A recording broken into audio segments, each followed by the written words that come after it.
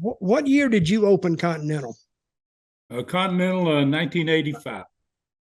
1985, went from Knoxville. We had a war in Knoxville in 1979. Had 5 guys in the crew that decided they wanted to take over wrestling. Let me talk about that a second. Now, you had a crew, and they all pulled a mutiny on you. Yeah, 5 of them. 5 of the crew. And who were they? It was Bob Roop, Bob Orton Jr., Ronnie Garvin, Great Malenko, and Ron Wright. Yep. And Ron Wright was with them too, huh? Yeah, Ron Wright was with them too. And they decided they wanted to see if they could take over Knoxville, basically. And so eventually, about 6 months after that war started, I got so disenchanted with the whole situation. I'd spent 5 years there, built a tremendous territory, probably the best little territory in the history of wrestling. And that's why you said a lot of guys wanted to come. I was turning down guys like Roddy Piper. I mean, I had such a list of guys wanted to come in and get in there because of those short trips. That was key.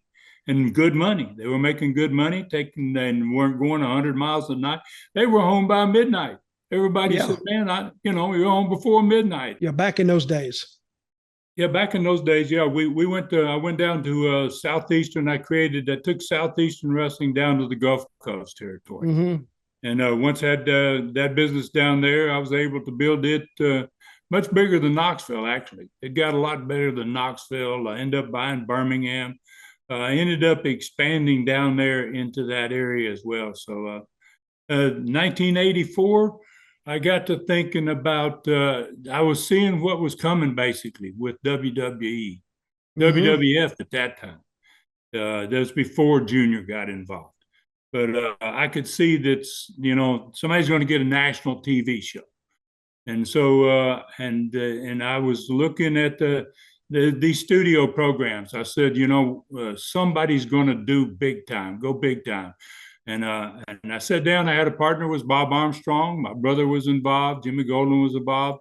We had a meeting, and I said, guys, I want to take this company big time. I want to expand this all the way back into Knoxville, which we haven't been back at that point. We were 6 years out of going into Knoxville at all. And so I said, I want to do a television right out of our major arena, Boutwell Auditorium, Birmingham. I want to bring the trucks in, have 5 cameras. I laid the whole deal out, the whole concept. And I said, we want to change the name of the company from Southeastern to Continental. And I said, we want to run from Gulf Coast to Ohio. So we'll be able to run from the Gulf Coast to Ohio. We were on 13 television stations in the South at that point. So that's when Continental, that's where it came from. We did that show. Gosh, it was mind-boggling. Nobody had ever seen anything like that.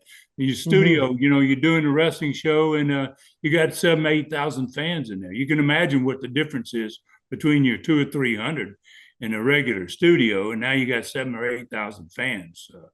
So it just took off. But even back in those days, one thing that I noticed about those shows, the lighting was always good. Yeah. Because you watch AEW now, sometimes the lighting is horrible. And I know they can afford more than that. And when you tell me a show done 40 years ago had better lighting than AEW on some of their shows today, tells me something. Well, you had to have, if you were going to do the to go to that expense of lighting perfect. Everything was perfect on that television show. Actually, Dutch I got into Saudi Arabia and Qatar. My program got picked up by a company out of Houston. They loved it. They had never seen wrestling done that way. And they said, Ron, we want to take this international. So I was one of the first people to get into Qatar and Saudi Arabia, the Far East and Middle East. And then I even had a shot, man, at getting the national TV show before Vince got it in New York. Because the same company took me to New York City, and we sat down with NBC and talked to them about putting this show on. I didn't know that. I didn't know Yeah. about Saudi Arabia and Qatar or any of that. That's news to me. Yeah. So nothing came of that, or what happened? Oh well, we went on for another 3 years, but once I made the trip to New York, they wanted to take the show, and I didn't. I got to thinking about it because I was part of the NWA. In fact, in 1985, I was the vice president of the National Wrestling Alliance, Mm-hmm. and I was afraid of making all my NWA associates scared that I was Mm-hmm. going to do what Vince did, basically, you know. Mm-hmm. I didn't. I just backed out from taking the opportunity with NBC. I said it's too big a deal for us, and made excuses. But I really didn't do it because I was concerned that my relationship with all the NWA guys was going to deteriorate, And I wish now, looking back, man, if I'd taken that opportunity, it would be just like old school. Oh yeah, Wrestling wouldn't have changed. It wouldn't have changed like it. Do you watch wrestling now? No, I haven't watched the show. I haven't watched a wrestling show in 20 years. Yeah, that's about like me. If I'm not involved with it, I don't watch it because I see things they do, and I just say, well, whatever. Yeah, it's changed so much. It's just it's ridiculous. Didn't you make a phone call to Vince where y'all had words? I worked with Vince's dad, with Senior. Yeah. 1973, I was in Florida, and Eddie Graham put his Florida tape into New York City.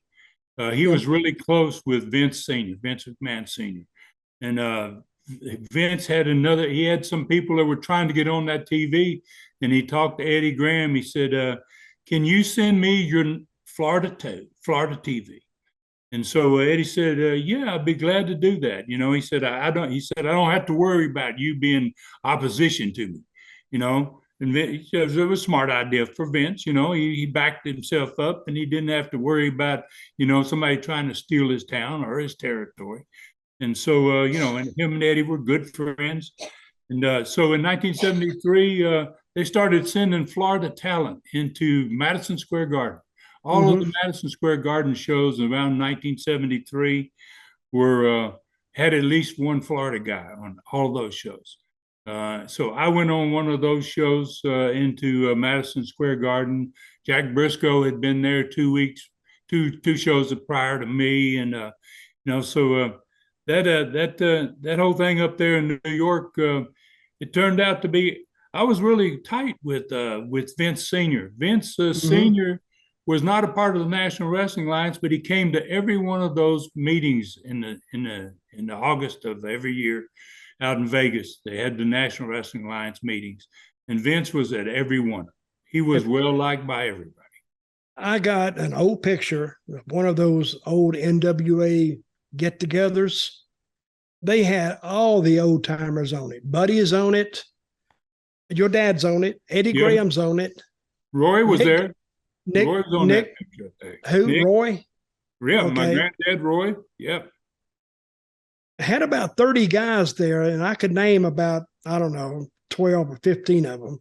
Some of them I couldn't name, but they were all dressed up in suits, and they were having this big meeting. So, the history of this business still fascinates me, how it got from then to where it is today. Yeah.